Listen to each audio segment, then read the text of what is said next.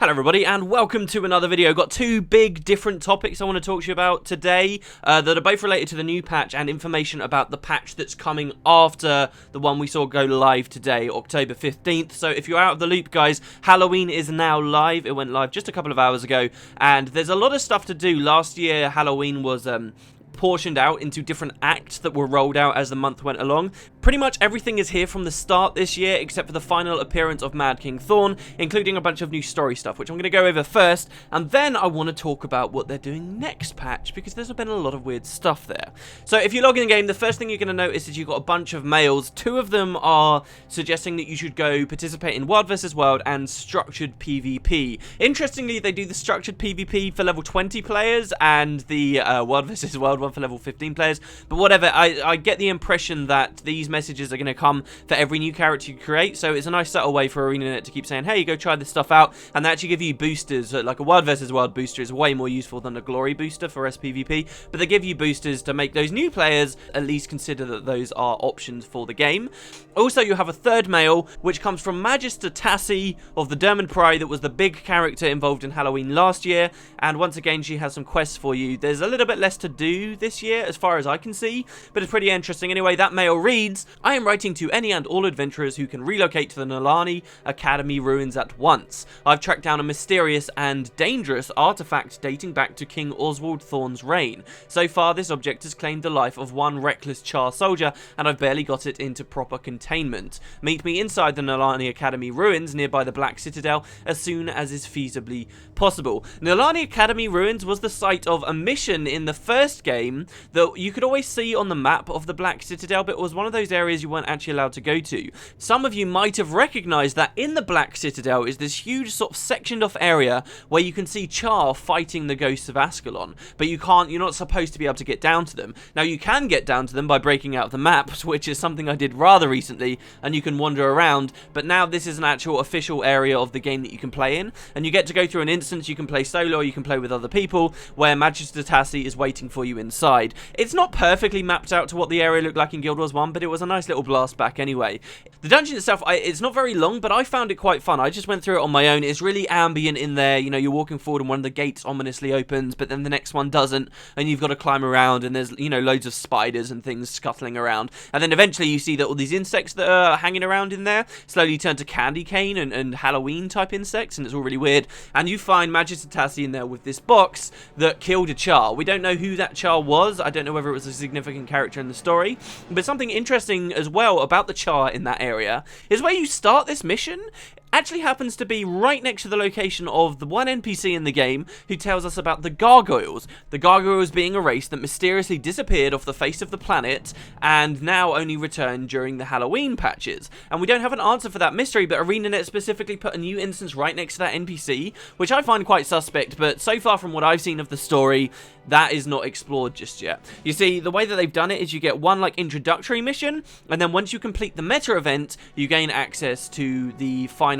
story section of the dungeon where you get to get your answers, which I haven't actually played yet. Interestingly enough, I hear you can actually break into there prematurely, and I'll either show you how that works or legitimately go in there in a video tomorrow or something. But it's a cool little dungeon. In it, you find out that inside this box is Mad King Thorn's son, Bloody Prince Edric, and this person was sealed away by the Mad King Thorn after they had a falling out of some kind, and we don't know, maybe this final mission will tell us, but at the start you don't know why they have fallen out, but the Bloody Prince actually hates his father, and you scare him off. He goes into the Mad King's realm, into the labyrinth, and his forces start fighting against the Mad Kings, which actually makes this a lot more interesting story. I think a lot of people felt a little bit cheated by it because there's a lot of lore to do with the Mad King Thorn, and then they just throw in this new character, but actually I found myself kind of interested. I was like, oh wow, so they really don't like each other, and the whole idea is that they're fighting for territory within the labyrinth. Once you finish the story event, you will find that pretty much, as I say, everything from last year in Halloween is available.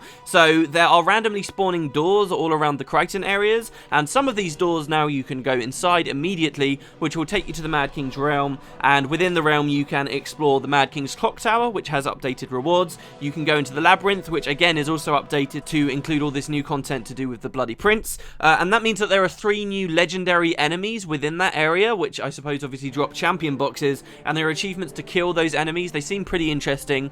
I'm kind of under the impression that the Labyrinth is going to become like this patch's farm area for people that really like the farm patches, kind of like what we saw with the Crown Pavilion, but I haven't actually experienced that just enough myself yet to know whether that's going to pay off. But there are these new legendary mobs patrolling around in there and spawning with these events. Also, for the 2 mini-games that were in Halloween last year, only one of them's returned. That's the Lunatic Inquisition. It's fun, you should try it. It's undermined by a couple of things, but it is fun, I do believe.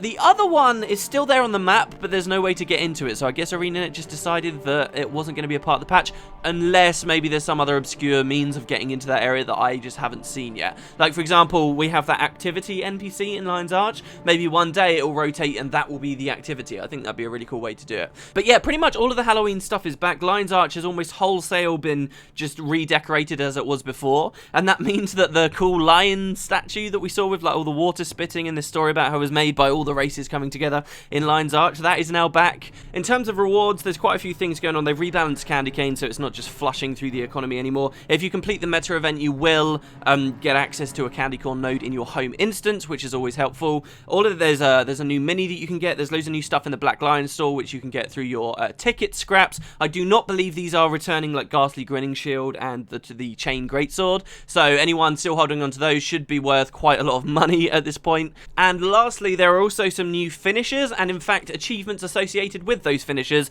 and you get rewarded those for, again, completing the achievement. So they're Halloween themed finishers, which is pretty cool.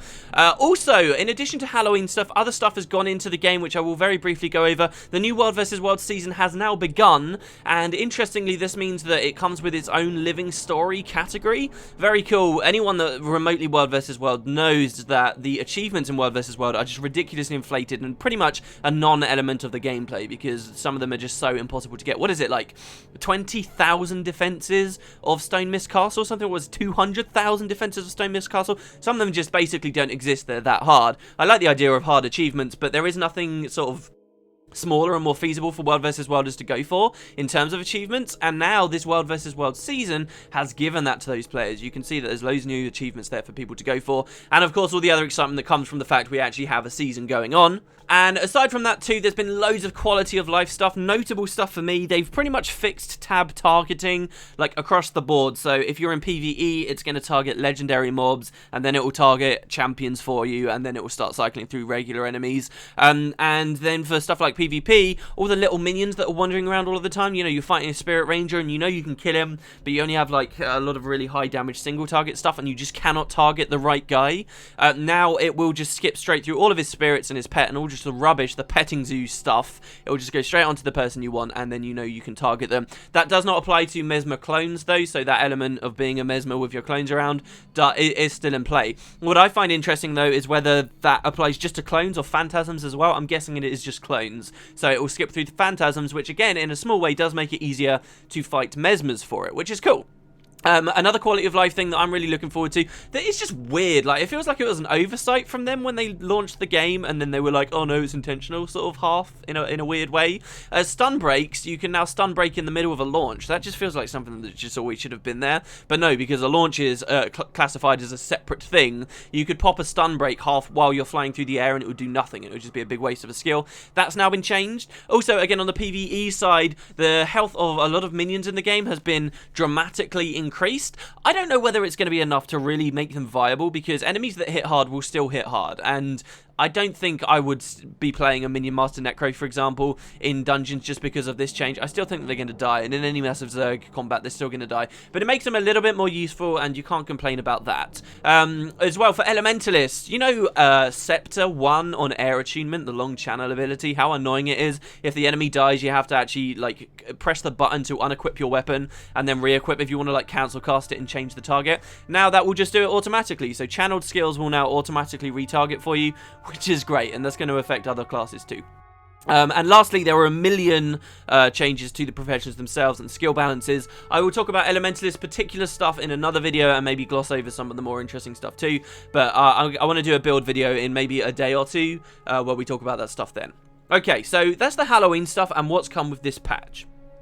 So the second half of this video is going to be about the next patch. As with any new release, ArenaNet do this. If you guys don't know, when the patch comes out, so Halloween came out today, they also sneak onto their website on the releases page. If you don't go to the releases page, let me say straight away, then you're doing it wrong with Guild Wars 2. Like, the releases page is fantastic for seeing what's coming up with the game. But what they do is, even though there's no real official information about the next patch that's come out just yet, they do put a single image up that says, like, coming soon. So for the Twilight Assault patch, it was like an image of Kaith, and no one really knew whether it was Kaith, but it was an image of her. For this patch, it was an image of Bloody Prince Edric, and again, like, it was a hint of what was coming, but we couldn't really piece it all together.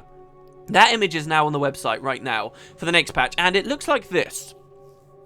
Now, my first thought with that was, this is the Zaitan Tower, this is the Dragon's Lair, this is that big thing in the middle of Arar, and finally we are returning there. You know, I was going to talk about how Tequatl has just been patched recently, and as part of the living story they have confirmed that it is like a part of the story that Tequatl's getting stronger, and this could be tying into that. This is our reason for why Zaitan's minions are still about and getting stronger. Maybe Zaitan is still alive, and this is the patch that's going to finally complete the Zaitan battle. We all know that the Zaitan battle was cut short. There are many hints that it was never meant to end at that bit on the airship, but we were meant to have a ground battle of some kind. In fact, I'm doing a right now I'm writing a script on a summary of Guild Wars 2, like just one video that's a full summary of the personal story of Guild Wars 2. And one thing that I've been thinking about writing this script is how Trahearne was given Magdea, this sword that supposedly, you know, could damage Zaitan by the Pale Tree, and then he was never there for the final fight. He never got to use it. It just sort of didn't come into the fight. So again, I feel like maybe their original plan was Zaitan was going to get shot out of the sky. We were going to go to the Elder Dragon's lair. It was going to be us, Destiny's Edge, and Trahearne all together, and we were going to be fighting the dragon. And then I see this image, and it makes me immediately think, this is the patch. This is it. We're finally going to get it back. And that would be cool, but it actually looks like we're going to get something completely different, which isn't necessarily worse. You know, they'd have to spend a long time working on the Zaitan patch. So, it also looks like, if you think about it, it looks a bit like a crate obelisk. And if you don't know what that is, if you're like, well, what the hell is that? Then I'll read you some official lore about the Crate. The Crate are a pretty interesting race, honestly. They're one of the most decidedly evil races in Guild Wars 2 that exist outside of the Elder Dragons. And they have these obelisk things. Okay, so let me read you this from the ArenaNet blog, which has now been taken down, but has been mirrored on their official wiki. So, religion. Crate's society is dark and fanatical, led by their priesthood, the Oratus. The Crate follow an ancient doctrine handed down to them by their abyssal prophets and constantly foretell of the prophet's return. The Crate religion is based on massive obelisks of a unique, dark stone that can be found exclusively and rarely on Tyria's ocean floors. The Crate believe that each of these obelisks was raised upon the site of a Crate prophet's ascension into a mystic world, a world beyond this one, where these nameless prophets are building an army great enough to eradicate all other species. One day they will return and drown the surface of Tyria beneath one massive sea. The Crate sacrifice slaves to show reverence to the prophets and to ensure that the prophets will have servants in their mystical other world. You have no idea how much it pains me to only read that bit, but that's the important bit. These are the obelisks, and as far as I'm aware, we haven't really seen any in-game. I remember pre-launch I was reading this, and I was thinking about how we might be able to travel to exclusively, like, underwater ocean zones. Don't forget, this was before the game came out, and that sounded really exciting to me. You know, the idea that there were these air pockets down below, and cities that we could visit, you know, built by the Asura with force fields keeping the water out and stuff. But I thought that, you know, this could be something we see out in the deep waters. Now, obviously, that's not come to pass. We have South Sun Cove randomly dumped in the middle of the ocean where I thought we'd see this kind of stuff. And to my recollection, we don't really see any in-game. I could be wrong about that. There could be some in-game. But certainly we haven't had much lore about them. We still don't know where these obelisks came from, what the material is that they're built from, or how the Crate ended up developing such a profound mythos and belief about these things, right? They have this really specific idea of what these are used for, to travel to this other world. And maybe that's what this new image on the release page is showing. Here, I'll throw them on screen so you can compare the old ones we got pre-launch and the new one on the release page right now. That alone might not sound like enough to convince you that we're going to be looking at the Crate, but there's been a lot of changes in Kessix Hills. Okay, Kessix Hills, one of the Crichton regions, one of the regions that all these doors are spawning in, so naturally one of the regions a lot of players are flocking to right now and noticing changes. Kessix Hills has actually changed in a really big way, and I love stuff like this, okay? I was even saying quite recently I would love to see ArenaNet drop little hints and subtle things into zones, like Easter eggs. Well, this is huge, okay? It's not exactly subtle at all, it's massive. A giant force field, so you know how Kessix Hills has got that giant lake, Viathan Lake, in the center of it? A giant force field is now emanating from that lake, okay? And you might remember from when you were leveling, or a long time ago, because I doubt you've played this event for a long time, you might remember that this lake, in the very center of the lake, is a lair holding what was known as the Crate Blood Witch. There were loads of events around this lake. It wasn't actually a meta event, but there were loads of events around this area to do with the Crate, who was stealing humans from nearby villages and taking them as slaves or attacking the Quaggan. And there was this big group event in the center of the lake to kill the Crate Blood Witch, and it was really hard. In my mind, I always thought of this area as being a meta event, but that's actually not true. There are two meta events in Kessix Hills, but they're both to do with the centaurs, which we all know. I kind of feel like the centaurs are way overdone in the human areas. But yeah, this area in the center is to do with the Crate, and it feels a lot like a meta event, but really it's just the Blood Witch down there. That Blood Witch event, and I presume all the other events too to do with the Crate, are now just completely removed from the game. You cannot fight the Blood Witch anymore. You can't get anywhere near her. The giant force field that's appeared and stretches like miles into the sky just stops you getting anywhere near the center of the lake. Further, on all of the shores around Viathan Lake, all the trees that used to be there, you know, just happily along on the fields, have been chopped down. There's just tons of tree stumps. The whole area has been deforested. And if you do swim in the water, not close enough to the force field to be stopped, but if you do swim in the water, you can see that they've all been stacked up in huge log piles. It looks like the Crate have been actively moving out of this lake now, chopping down the trees and then sort of stacking them all below, as if they're trying to build something. One of the towns nearby as well is like completely destroyed, but I believe it's always been like that. It's always been a destroyed town. Also, some new NPCs have been added to the area. Well, they're not new NPCs, some characters that we know. Marjorie Delacroix, the private investigator that we met back during Dragon Bash and hasn't done anything for a while, she's there in Kessix Hills trying to examine what's going on with the portal. It's got something to do with Mesmers. Lady Casimir is there too, and they've got a golem with them as well. Like, so ArenaNet have added these new characters in. They're fully voice acted. Marjorie Delacroix is there, and it looks like she's going to be a big part of the next patch, which I'm excited about considering I've just been reading her short stories. So what does that mean? Well, we've got activity there, okay? My thinking for this next patch actually lies somewhat outside of the realms of Scarlet and, you know, that main living story stuff. A lot of people are saying, oh, maybe Scarlet's going to go and get the Crate on side. I actually don't think that would work very well. The Crate have always been vehemently evil, and it would be interesting if Scarlet did get them on side, but I also think that it wouldn't really make much sense. I'm particularly excited by the idea that this could just be another patch coming up like the Tequatl patch. You know, a new super difficult mega boss perhaps, or just a meta event that reinvigorates an area of the game. I always found that lake interesting, but the Crate Witch was always way too difficult to kill, and there wasn't that much going on, honestly. So I like the idea that this huge lake is going to become like a new meta event that players can complete, that's like this massive fight across all of the beaches and the towns in the area, right? It doesn't actually have to be Mega Boss difficulty for me. I'd still be happy even if it was just a new meta that was added with a daily chest of some kind. Kessix Hills is there's like 6 zones. It's one of these zones in the game where there are absolutely no worthwhile daily meta events to do at all, or daily chests to collect, or anything along those lines. There's nothing to flood players there because something's activated. The only 2 metas, as I say, in this whole zone are to do with the centaurs, and there's no real payoff. A lot of those centaur events are weird because the climax of those events are if you let the centaurs get too far. Like in Kessix Hills, if nobody does any of the events, they can eventually attack Fort Salma, and then it's all big and dramatic. But if you push it the other way, then you just kill the centaur bosses and that's it, right? They're kind of boring meta events, so it'd be really nice if we had a new one, and perhaps that is what this patch is looking to add. I'd be most excited by a super new mega boss, but maybe some people would think it's a little bit too soon for that because it wasn't everyone's cup of tea. For me, I loved it though, and I'd love to see if that's what we're finally getting here. One thing to consider though with this region of the world is whatever they add is probably going to be underwater related. Okay, Tequatl 2 had the potential to be underwater related, but they avoided it almost completely. They had a little bit underwater where you're just swimming. This would be much harder to avoid underwater combats in its entirety.